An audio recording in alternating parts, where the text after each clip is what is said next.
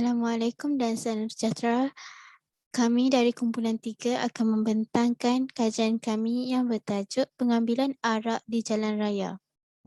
Isu berkaitan dengan pemandu mabuk ini dilihat semakin serius berlaku di negara kita susulan terdapat peningkatan kes kemalangan jalan raya bagi tempoh tahun lalu dan 6 bulan pertama pada tahun ini.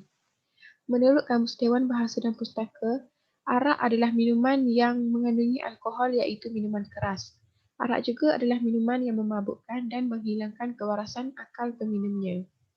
Kesan alkohol adalah bergantung kepada jumlah alkohol yang diambil peminumnya. Pengambilan alkohol secara berlebihan akan menyebabkan seseorang itu mabuk. Penjualan minuman keras secara terbuka merupakan salah satu kesan kepada peningkatan kes kemalangan jalan raya yang disebabkan oleh pemandu mabuk. Perkara ini kerana bekalan minuman keras di negara kita mudah diperoleh dan boleh dibeli sepanjang masa di kedai serba-neka. Mereka juga boleh minum minuman keras tersebut di rata-rata tempat tanpa sekatan. Objektif kajian. Kajian ini dijalankan berpandukan beberapa objektif seperti berikut. 1. Mengenal pasti punca masalah ketidaklestarian yang melibatkan isu pengambilan arak di jalan raya. Yang kedua, mengenal pasti kaedah penyelesaian yang efektif untuk mengurangkan isu pengambilan arak di jalan raya. Kelestarian merupakan pengekalan satu perkara atau keadaan dalam situasi harmoni. Menurut Kamus Dewan edisi keempat, membawa maksud keadaan yang tidak berubah atau terpelihara seperti asal. Dalam konteks yang lebih luas, kelestarian sewajarnya merangkumi bukan pengekalan sahaja, malah turut menambah baik keadaan atau situasi sedia ada.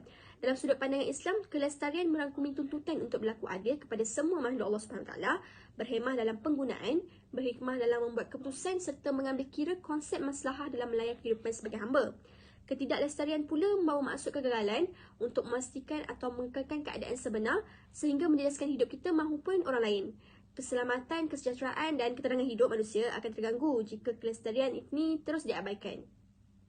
Menurut data daripada Pertubuhan Kesihatan WHO, kadar kemalangan maut jalan raya akibat kesalahan pemandu yang mabuk di Malaysia adalah yang terendah. Namun, kes ini dilihat semakin meningkat dari tahun ke tahun dan membimbangkan ramai pihak.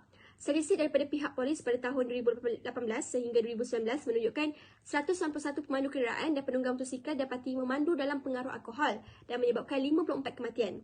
Pada Jun 2020 yang lalu, isi kemalangan yang membabitkan pemandu mabuk ini semakin serius apabila sejumlah 67 kes kemalangan dengan 3 kematian dicatatkan hanya dalam tempoh yang singkat iaitu 5 bulan.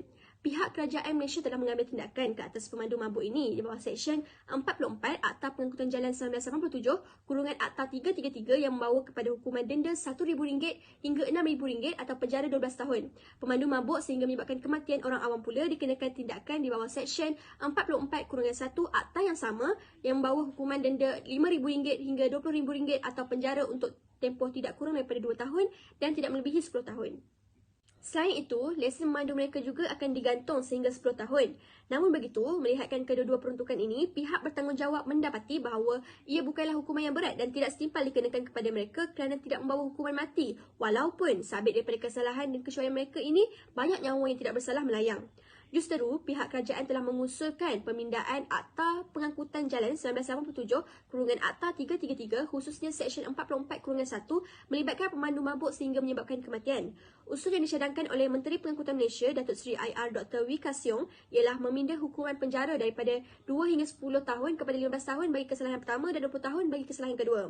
Selain itu, hukuman denda dipindah daripada tidak kurang RM5,000 hingga RM20,000 kepada RM100,000 bagi kesalahan pertama dan RM150,000 bagi kesalahan kedua. Tempoh masa lesen digantung juga turut dilanjutkan daripada 10 tahun kepada 20 tahun. Keputusan ini dilihat adalah yang sewajarnya bagi membendung masalah ini daripada semakin berleluasa. Antara punca bagi isu pemandu mabuk di atas jalan raya di Malaysia adalah disebabkan oleh perkhidmatan penjualan arak secara terbuka. Ini kerana ianya mudah untuk mendapatkan bekalan minuman keras apabila penjualan minuman keras dijual 24 jam di kedai sebeneka. Selain itu, pengusaha pusat hiburan dikesan menyebarkan maklumat awal mengenai sekatan jalan raya atau sebarang operasi yang dilaksanakan oleh Polis Diraja Malaysia PDRM. Antara bukti perkhidmatan penjualan arak secara terbuka Antara kaedah penyelesaian, pengusaha minuman arak diminta menasihati pelanggan mereka yang mengambil alkohol melebihi had supaya menggunakan perkhidmatan pengangkutan awam selain daripada pertolongan rakan yang bukan di bawah pengaruh alkohol. Selain itu, premis perniagaan seperti pub, kelab malam termasuk kedai sebeneka wajar diharamkan beroperasi sekiranya penguatkuasaan undang-undang ke atas pemandu mabuk tidak menunjukkan keberkesanan. Pada 2 Jun 2020, Dewan Bandaraya Kuala Lumpur DBKL telah mengambil inisiatif baru bagi mengekang masalah penjualan arak secara terbuka dengan membekukan permohonan baru lesen minuman keras di wilayah persekutuan ketika Perintah Kawalan Pergerakan Bersyarat PKPB masih dilaksanakan.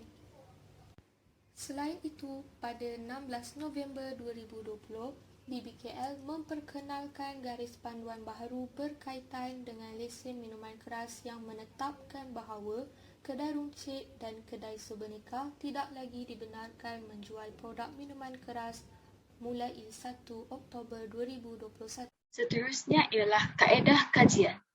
Kaedah soal selidik digunakan untuk mengenal pasti pendapat responden berkenaan pengaruh alkohol semasa di jalan raya. Soal selidik tersebut melibatkan sebanyak 49 orang responden yang terdiri daripada pelbagai latar belakang. Kaedah kualitatif seperti temu bual juga dijalankan yang melibatkan responden daripada soal selidik. Dapatan kajian. Bagi kajian ini, kami telah mengedarkan Google Form di sosial media bagi mendapatkan maklum balas terhadap kajian. Antara soalan-soalan yang terdapat di dalam Google Form tersebut ialah seperti punca berlakunya kemalangan jalan raya.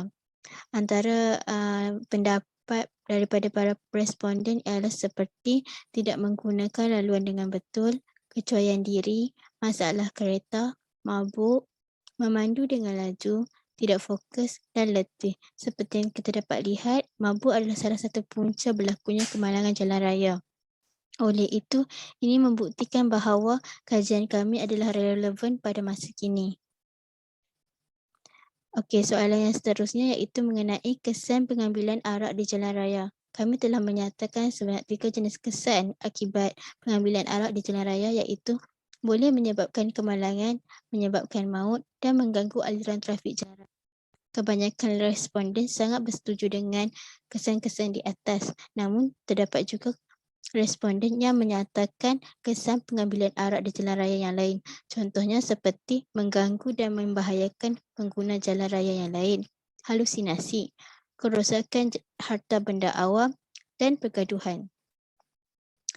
Soalan yang terakhir di dalam Google Form kami iaitu mengenai cadangan untuk mengurangkan kemalangan jalan raya yang disebabkan oleh pengambilan arak.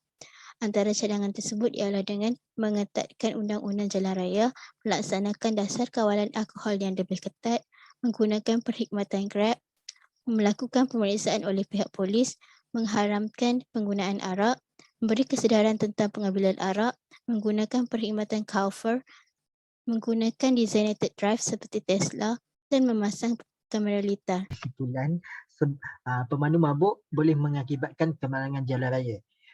Ia juga boleh meragut nyawa pemandu itu sendiri dan boleh mengakibatkan orang lain turut serta dalam kemalangan seperti orang yang berjalan kaki dan bermotosikal sehingga boleh mengakibatkan kematian. Kemalangan jalan raya berpunca daripada sikap pemandu itu sendiri. Seandainya pemandu itu tidak mengambil alkohol dan sebagainya sehingga boleh memabukkan ketika memandu, maka kemalangan jalan raya dapat dikurangkan. Tapi sekiranya pemandu itu masih lagi berdegil dan tidak mematuhi undang-undang jalan raya, maka kemalangan ini akan terus meningkat dari semasa ke semasa. Kemalangan yang menyebabkan pemandu mabuk dapat dielakkan sekiranya pemandu itu mematuhi semua peraturan yang ditetapkan. Manusia memang tidak lari daripada melakukan kesilapan, tetapi kesilapan yang dilakukan menyebabkan orang lain turut serta dalam kemalangan yang boleh meragut nyawa.